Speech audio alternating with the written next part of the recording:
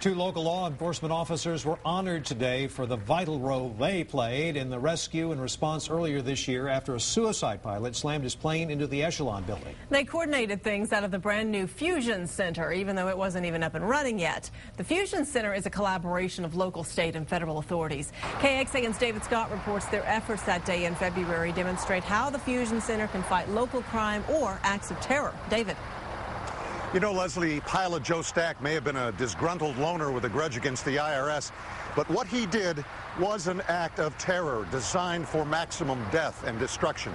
The fact that only he and one innocent civilian, Vernon Hunter, were killed is a testimony to the first responders here and the people who are coordinating their actions from the fledgling Fusion Center. Thursday, February 18th, a bright, calm, clear morning when Joe Stack slammed into the Echelon Building. Death, destruction, flames, injuries, chaos.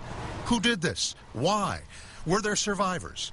As rescuers and responders moved in, they were coordinated by the barely up and running Fusion Center, interpreting information back and forth between the scene to various enforcement agencies. From chaos came clarity.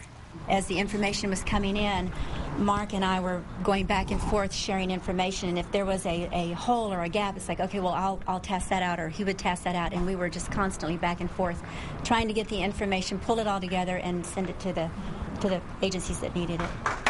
Today, those intelligence officers, APD Lieutenant Mark Spangler and DPS Officer Patricia Nunez, were honored by the Department of Homeland Security with certificates of appreciation. Spangler vows the Fusion Center is just getting started. Whether it's serial crime, any sort of ongoing criminal activity, and we'll be able to make a regional assessment based on information from the other law enforcement agencies that are helping us with either the data or personnel for that center. City Council will be getting a suggestion. As the Fusion Center was being planned, some civil libertarians protested all that shared information could lead to abuse of privacy and personal rights.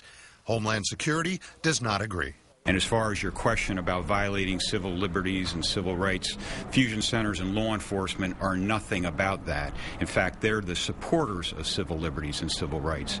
Homeland Security is spreading seed money all around the country to create new Fusion Centers. They believe they will thwart regional crime and thwart active terrors, whether they're from international fanatics or disgruntled Americans. In North Austin, David Scott, KXAN, Austin News.